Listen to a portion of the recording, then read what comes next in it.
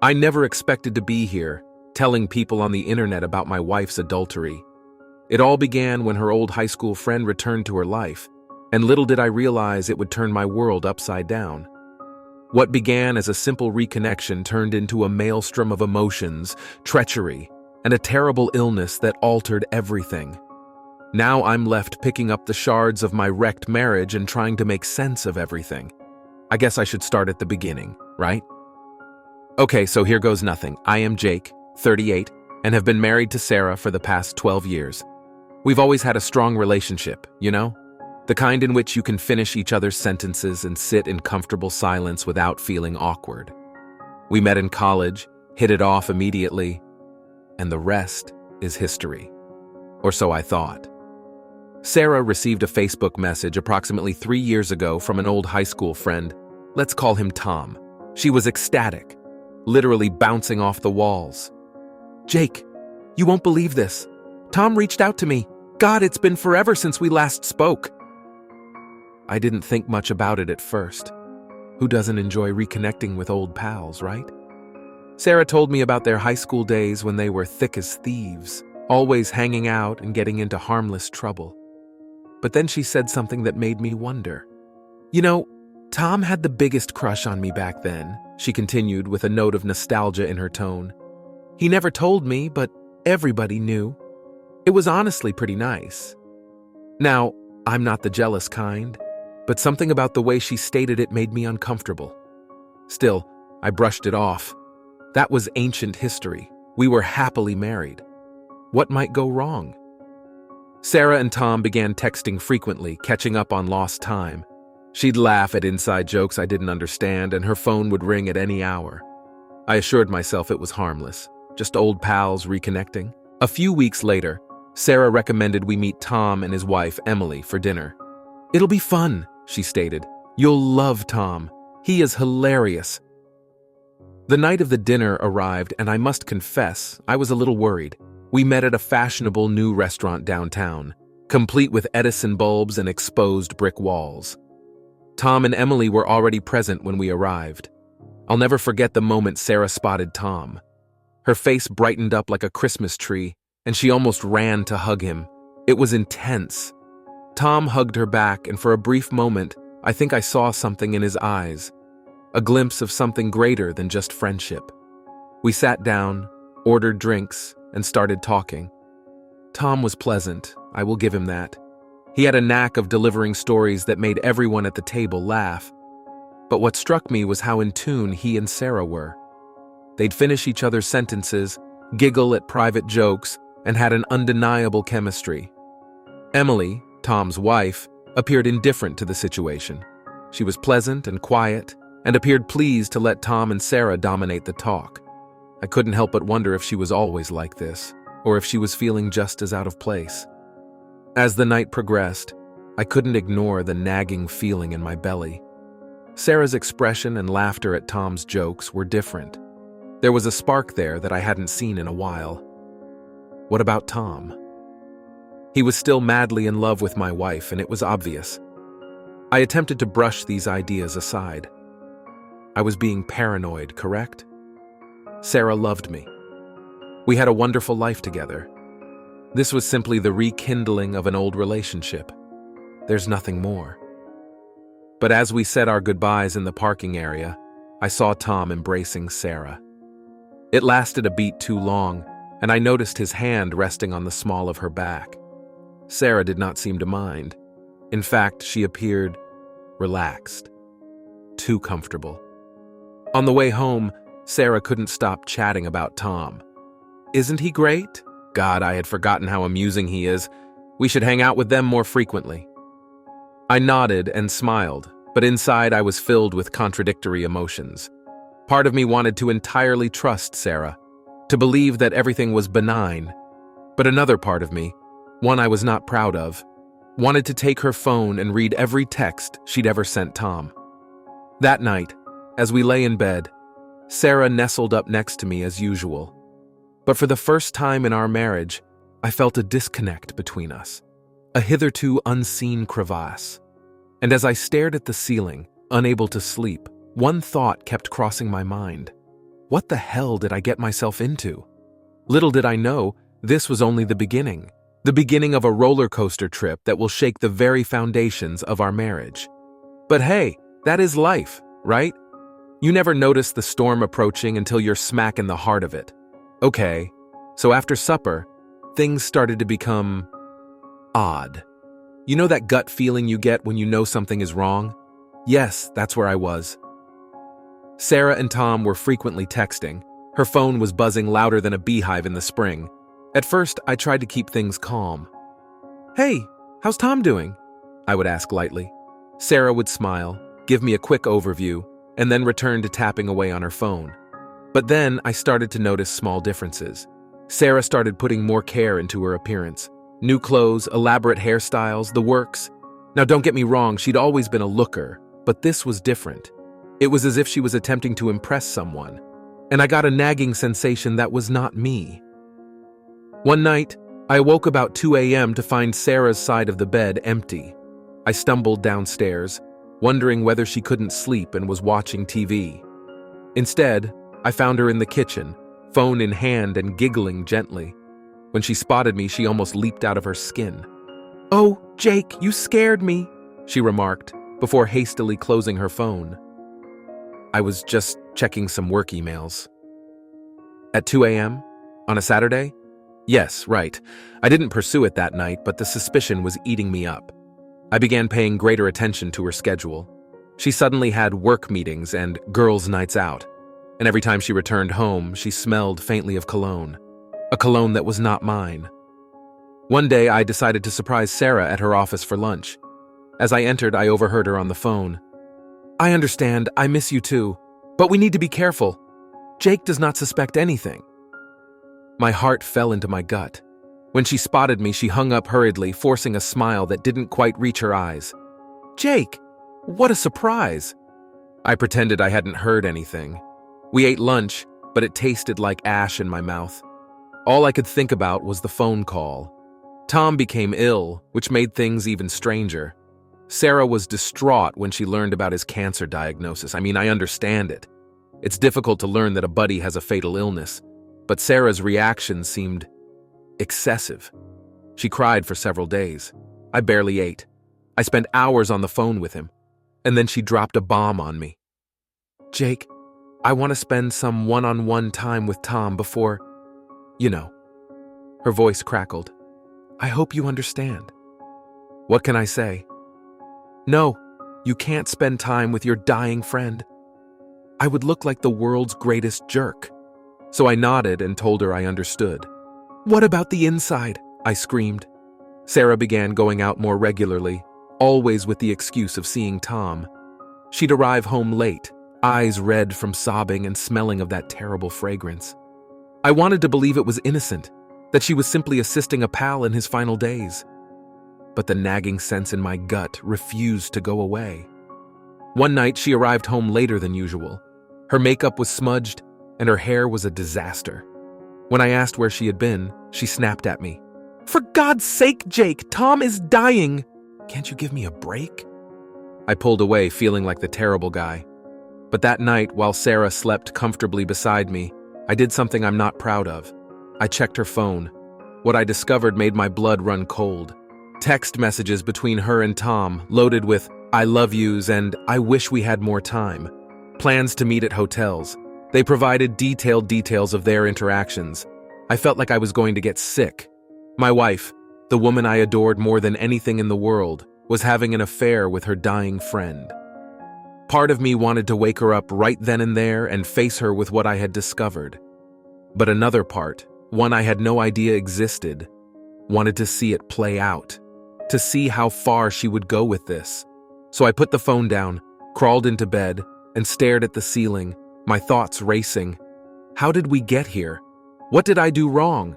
And most importantly, what the heck was I going to do next? The following several weeks were a blur. I watched Sarah like a hawk, noting every time she left the house or made a hidden phone call. I became a man I didn't recognize, skeptical, furious, and hurt. But I did not confront her, not yet. I needed additional proof. She couldn't dispute what she was doing because there was concrete evidence. Little did I know evidence was on its way, and it was going to shatter my world in ways I couldn't have anticipated. You know, they say that ignorance is bliss, and I wish I could go back to being ignorant. Because of knowing is a specific type of hell. But hey, that is life, right? You never know what is around the bend, and occasionally what you find around the bend is your wife in the arms of another man, a dying guy no less. God, what a disaster. Okay, so I was quite confident my wife was cheating on me with her dying buddy. But you know what they say, exceptional claims necessitate extraordinary evidence, and boy did I receive it. It was Tuesday. I recall taking the day off work and telling Sarah I had a dentist appointment. In fact, I was on a mission. A misguided, sad effort to catch my wife in the act. I followed her. Yeah, I know it's not my proudest moment. But what else should I do? She had left the house all dressed up, claiming she was seeing her pals for lunch. But I knew better. I followed her to this upscale hotel downtown. My heart was beating so hard that I feared it was going to burst. She strode in as if she owned the place and went straight for the elevators. I waited in the lobby, attempting to appear unobtrusive, but probably failing terribly. After about 20 minutes, I could not handle it anymore. I went up to the front desk and gave my best confused husband performance. Hey, my wife Sarah just walked in. She forgot her phone in the car. Could you tell me which room she is in?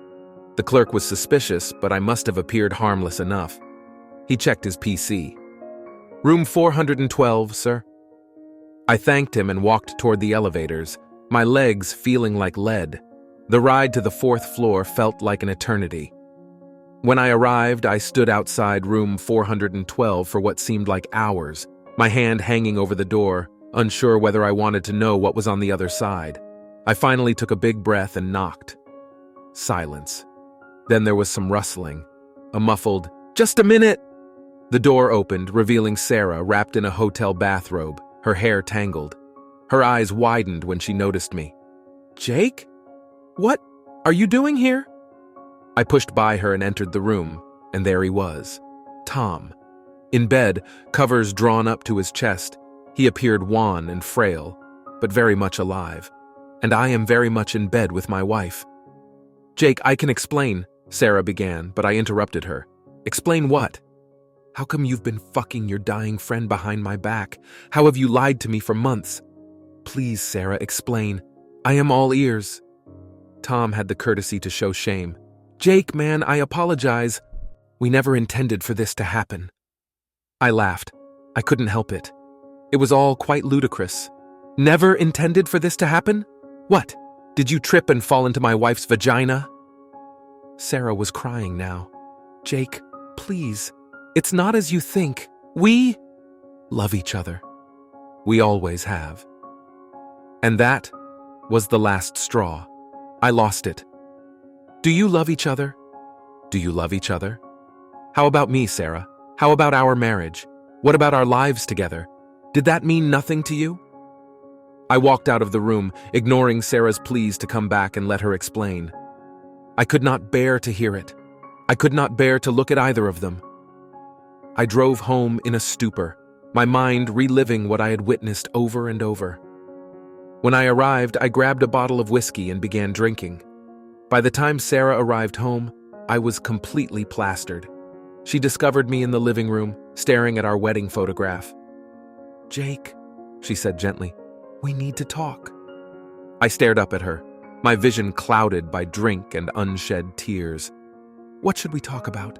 How have you been lying to me? How have you been sneaking around with Tom? How do you profess to love him? What is there to talk about, Sarah?" She sat across from me, her face a mask of remorse and sadness. "I'm so sorry, Jake. I never intended to hurt you." "It simply occurred." I snorted. "Sarah, things like this do not just happen. You made a choice. You picked him over me. Over us." She shakes her head. "It isn't so straightforward. Tom's dying, Jake. He doesn't have much time remaining, and I realized I had always loved him. I couldn't let him die alone." "Without what? Without shattering my heart? Without damaging our marriage?" I was yelling, all of my pain and wrath flooding out. Sarah started crying again. "I understand I've harmed you. I realize what I did was terrible. But Jake, you need to understand. Tom and I have a history, a link, and knowing Dad was dying reminded me of all those old sentiments. I stood up and swayed slightly. Is there a connection? And how about our relationship, Sarah? What about our vows? What about the life we established together? Did that mean nothing to you? She stretched out and touched my arm, but I jerked away. Obviously, that meant something. It still does. I love you, Jake. I laughed bitterly. You have a funny way of showing it. We stayed awake all night, chatting, arguing, and sobbing. Sarah told me everything, how she and Tom had reconnected and how old emotions had emerged. His cancer diagnosis made her understand how short life was, and she couldn't let him die without exploring those emotions. She insisted it was merely emotional at first, that they'd only been physical in recent weeks, when it became evident Tom didn't have much time left, as if it made things better. By the morning, we were both emotionally and physically weary. Sarah gazed at me with red, swollen eyes. What happens now, Jake?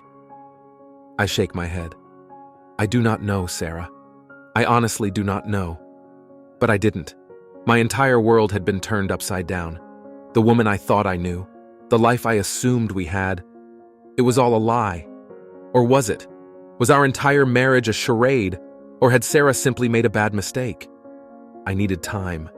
Time to think, process, and figure out what I was going to do next. Because one thing was certain, nothing would ever be the same again. So here I was, standing in the ruins of my marriage, trying to figure out what the heck to do next. What do you do when your wife says she cheated on you with her dying high school sweetheart? The marriage guide does not specifically address this. I informed Sarah that I needed some time to consider. She nodded, tears still flowing down her cheeks, and left to remain with her sister.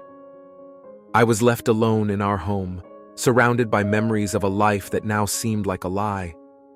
I could not sleep, could not eat. My thoughts was like a broken record, revisiting every event of our relationship, looking for anything I could have overlooked. Was I truly so blind? Or was Sarah just really excellent at hiding it? After a few days of wallowing in self-pity and booze, I realized I needed answers, real answers, not the sugar-coated version that Sarah had given me. So I did something I was not proud of. I hired a private investigator. Yeah, I understand. Seems extreme. But I needed to know the truth, the entire truth. And let me tell you, ignorance is bliss. The PI returned with a file thick enough to choke a horse.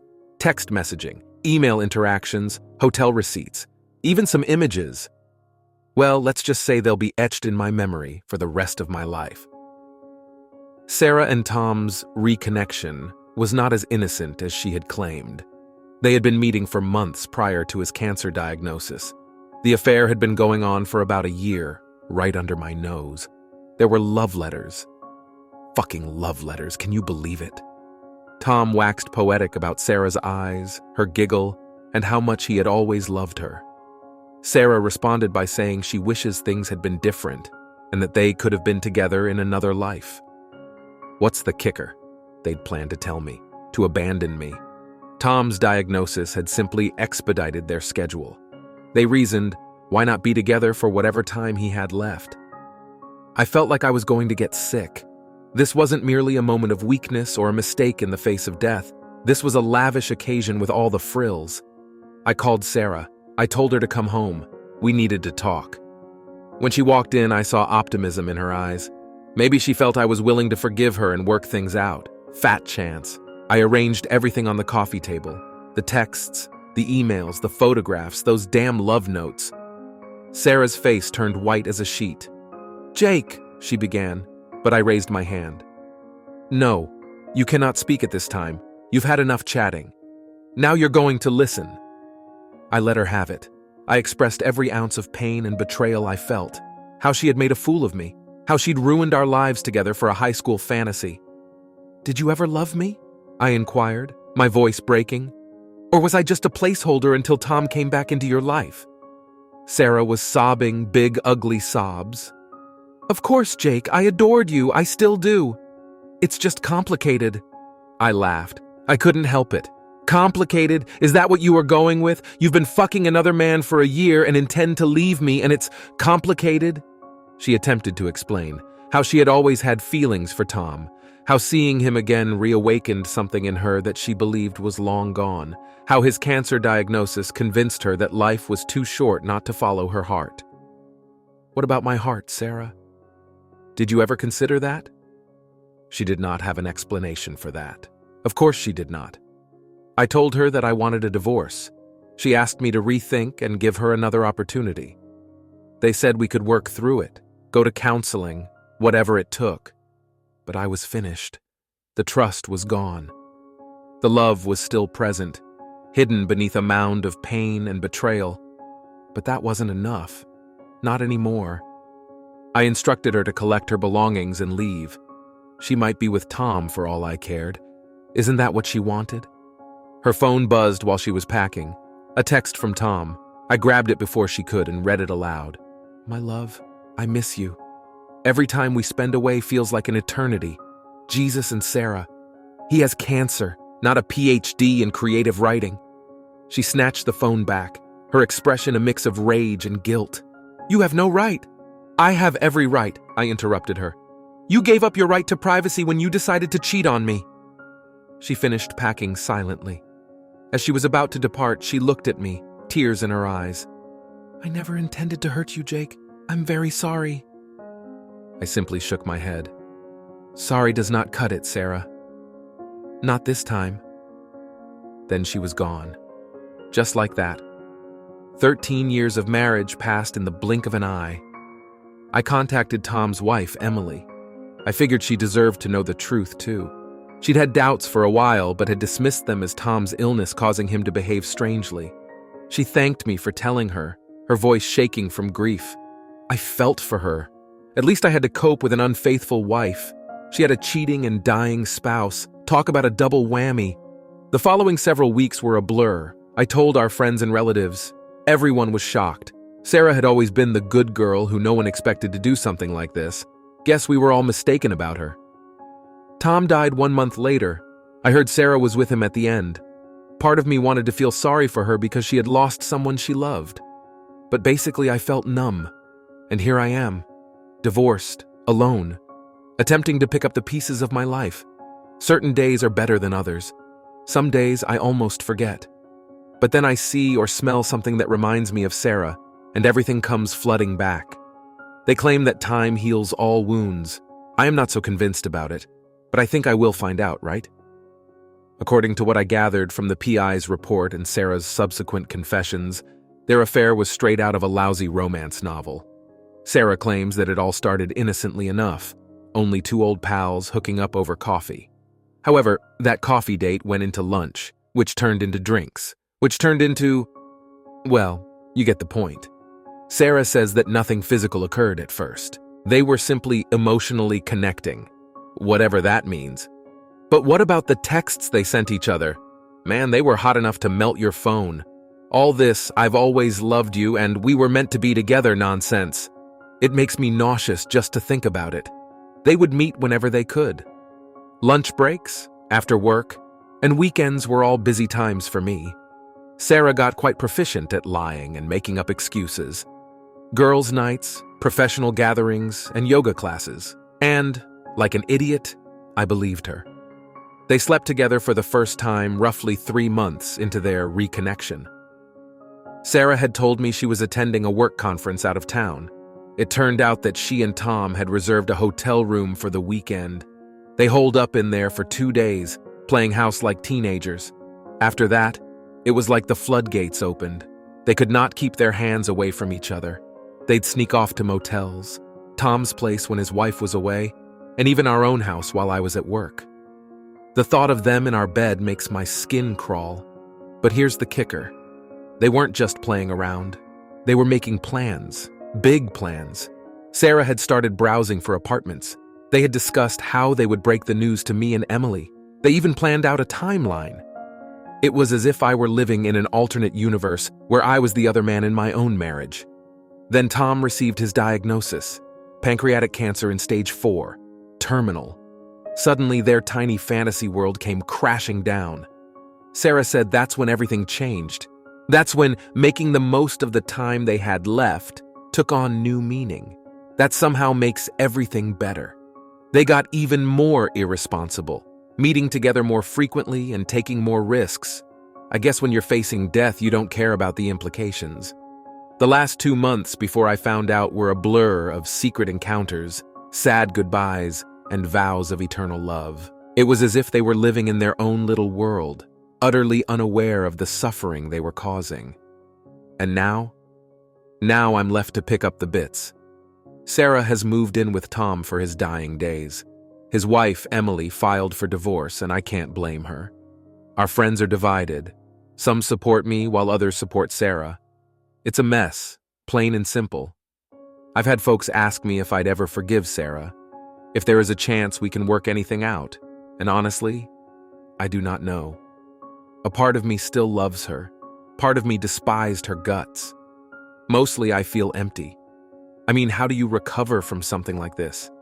How can you rebuild trust once your entire world has been flipped upside down? It's not only about cheating, It is the lies, the deceit, the fact that she was willing to abandon our entire existence together for a high school fantasy. Some days I wake up and, for a brief moment, forget. And then everything comes crumbling down, and it's like getting hit in the belly all over again. The anguish, the wrath, the betrayal are still there, raw and festering. I have started visiting a therapist, trying to sort through all of this junk. She keeps telling me that's not my fault, and that I did nothing to deserve it. But dude, it's difficult not to wonder, What if I had been a better husband? What if I had been more attentive? Could I have prevented this somehow? But then I remember all the falsehoods Sarah told, all the opportunities she had to come clean and end things before they went this far. And I realize this isn't my fault.